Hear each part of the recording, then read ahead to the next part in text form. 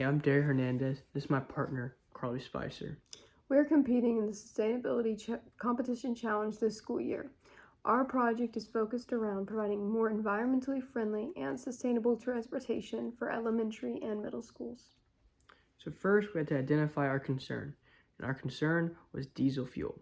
Diesel fuel gathers in the back of school buses and pollutes school air, causing negative health effects on students such as cancer, asthma, heart attacks, strokes, allergic reaction, even premature death.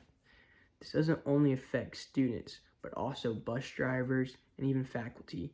However, children are shown to be mostly severely affected because their lungs are still developing and they breathe 50% more air per pound of body weight than adults.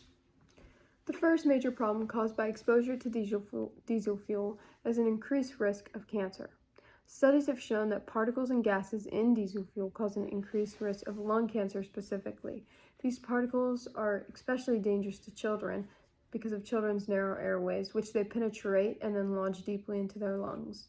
There has also been a link shown between diesel fuel and bladder cancer, according to the IARC.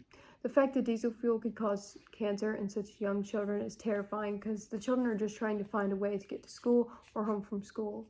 And they don't know that they're getting cancer at the time since it's a long-term disease. In fact, it results in 23 to 46 more cancer cases per million children exposed, which may not seem like a large number to you, but imagine if that was your kid that was part of that percentage.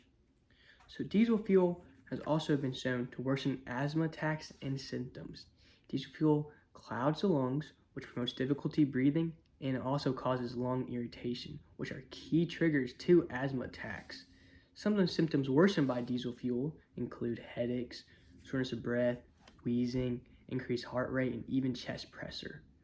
3 out of 30 kids in a class have asthma, which is a large number of kids at risk of an asthma attack just trying to find a transportation to school or back home. Diesel fuel also is known to reduce lung function in children. Surprisingly, diesel fuel can also make kids more susceptible to allergic reactions. These reactions don't even have to be directly from diesel exhaust. Exposure just causes disruption to the children's immune systems, which makes them more likely to have allergic reactions since they don't have that much of a way to fight the reactions themselves. Diesel fuel can turn a simple pollen allergy into something dangerous. It can make food allergies worse, or any small allergies that may not seem that significant much worse and much more dangerous. It can also make allergies more aggravating in school as a result, which causes disruption for students that are trying to learn. So then we decided to make our goal to replace elementary and middle school buses with electric buses in order to decrease air pollution. You may be wondering, how can we do this so easily and affordably? Well, our first step is to conduct research about why diesel fuel pollution was harmful to schools and students. We conducted secondary research about negative health effects on children from diesel exhaust. Next, we plan to survey students from local elementary and local middle schools to see if they felt any side effects that we have researched.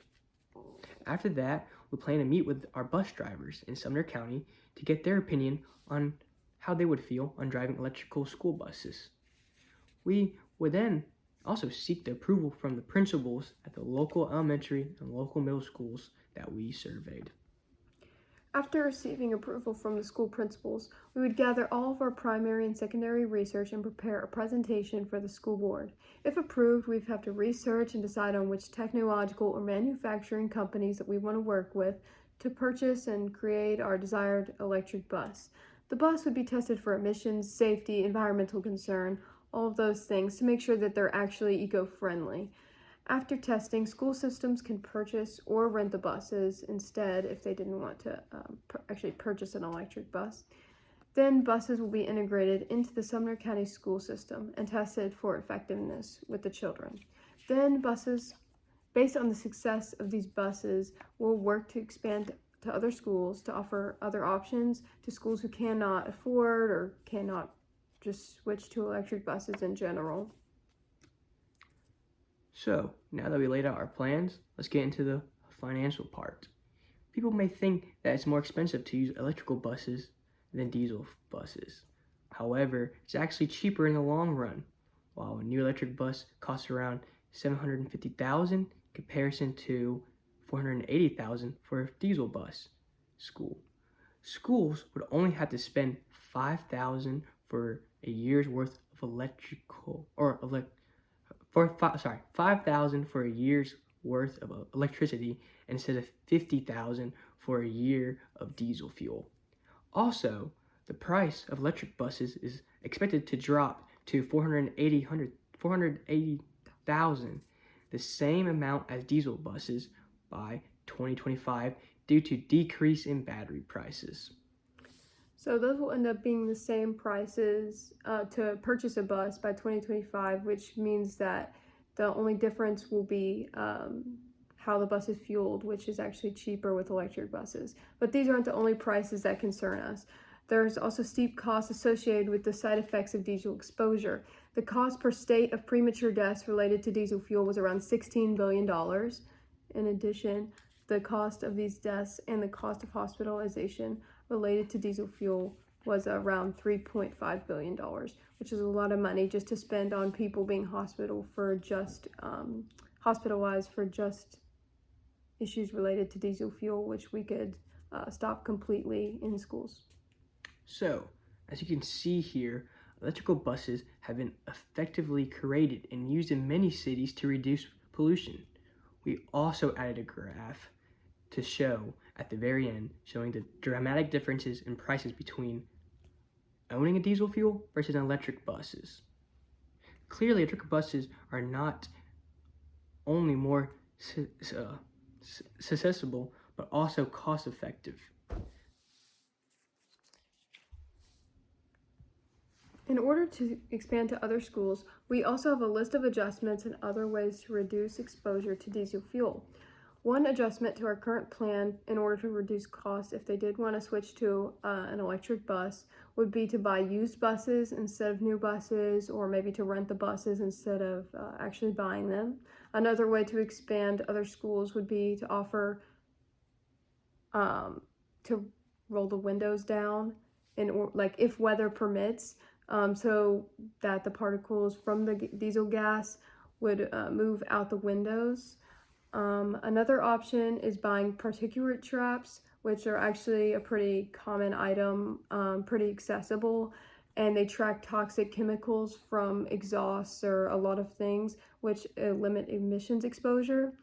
The last option to reduce gas exposure is to have bus drivers not run the engine and only turn it on when they're actually moving, so not to sit there like most bus drivers do with the engine on in the school parking lot or waiting to pick kids up in a neighborhood, because that doesn't contain the emissions. So, in order to follow up and examine the results of switching from diesel fuel to electric buses, we plan to perform another survey of the original samples of our surveyed kids. This will allow us to see any of the short-term benefits from switching to sustainable travel. We'll do the same with the parents of these children. After this, we'll expand the survey to all the kids who started riding electrical buses in order to broaden our findings. And some of the short terms could be things like asthma or the allergy attacks. However, to see long-term health improvements, surveys and data analysis will have to be conducted yearly to contrast the health of the students originally to maybe long-term health benefits or effects of students and staff surrounded by electric buses versus diesel buses.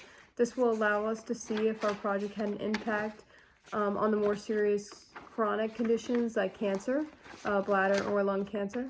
We aim to use our data to promote brighter and healthier futures for children in schools. And to go back to what we were talking about with our graphs, as you can see, this is a example of our electrical bus model, and this is the cost difference. As you can see, the electrical is way lower than actual diesel fuel, about a couple thousand actually. We aim to use our data to promote brighter and healthier futures for our children in schools. So hopefully electric buses spark interest in your hearts, and we'll hope you'll join us on our journey to increase the quality of life in our school system.